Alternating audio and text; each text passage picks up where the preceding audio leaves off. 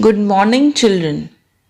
Welcome to the last session of Social Science, Chapter 8 Natural Resources. In the previous sessions, we have discussed uses of resources, types of resources, planning and conservation of resources, then soil formation, soil, and types of soil. Today, we are going to start with soil erosion. Soil erosion means transportation of land particles, that is, soil, from one place to another with the help of moving air and water.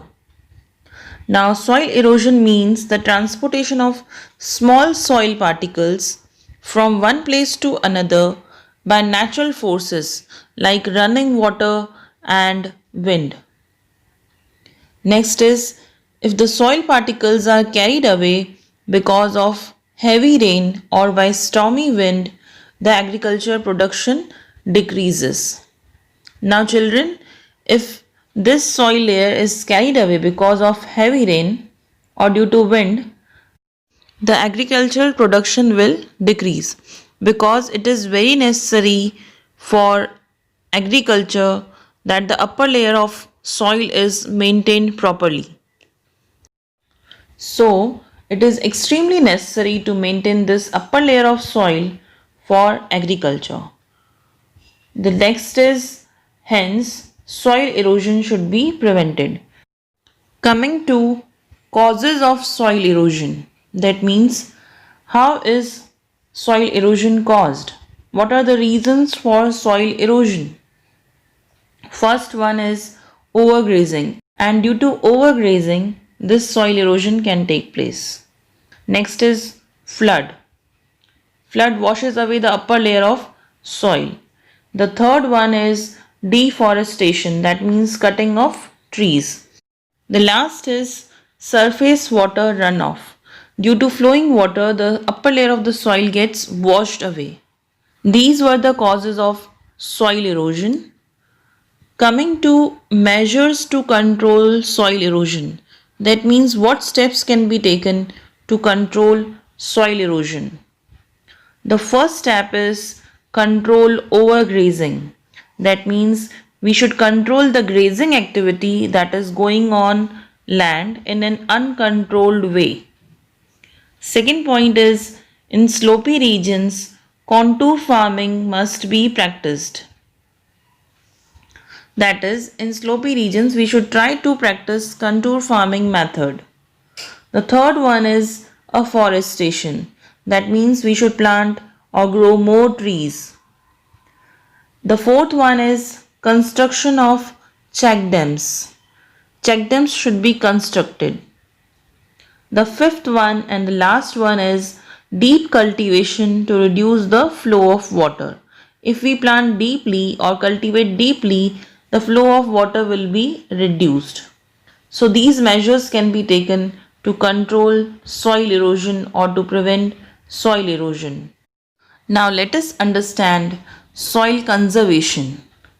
Soil conservation means to prevent the soil erosion and maintain its quality. Let's see the methods of soil conservation. Here on the left hand side in diagram, you can see slopy region. Water flows faster over the slopes. So water having faster flow percolates less in soil. That means soil absorbs less water due to the faster flow. So to avoid this, water harvesting in terrace slopes can be done so that large amount of water is stored in it. And this stored water which is accumulated on the terraces will percolate slowly underground and raise the underground water level. This way we can conserve soil. Next is remedies of soil conservation. The first point is the roots of the trees in the forest cover hold up the soil particles. Now when we plant more trees, the roots of the trees hold up the soil particles and prevent soil erosion. The next point is Plant trees in the river gorges and on mountain slopes. Now, gorges means a narrow valley with steep sides and river flowing in between. In Hindi, we call it घाटी, जिसके बीच से नदी जा रही हो. And on mountain slopes also we should plant more trees. The third point is a series of trees should be grown near a desert region to prevent the winds with more velocity. We should plant more trees in desert region to prevent the winds with more velocity, that is stronger winds will be prevented. It will stop the advancing desert. If we grow more trees in desert, it will stop the advancing of desert. That means desert will not be further extended. The next point is the river floods should be controlled by diverting their flow in other rivers or in dry river beds. That means floods can be controlled by diverting their flow into another river or by filling up the flood water into the dry river beds.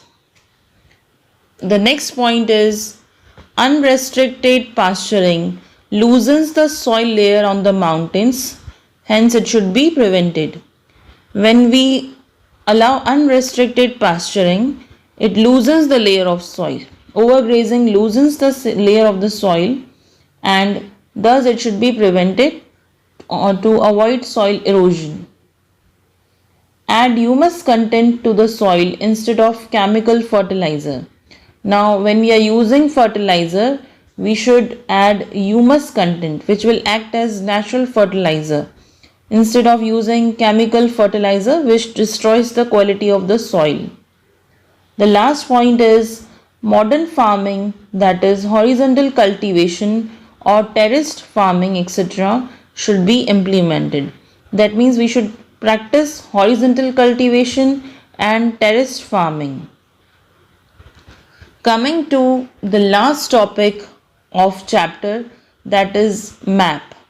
This map is showing you major soil types of India. Here the yellow region, that is yellow color, is showing you alluvial soil. Then grey color will show you black soil. The red soil is marked with red color. Here laterite soil is depicted by green color. Brown color represents forest soil. And the last is desert soil, which is shown in the only one region by blue color. With this we complete our chapter 8, natural resources, and I hope you have understood all the topics explained. So we will start with new chapter in our next video. Thank you all.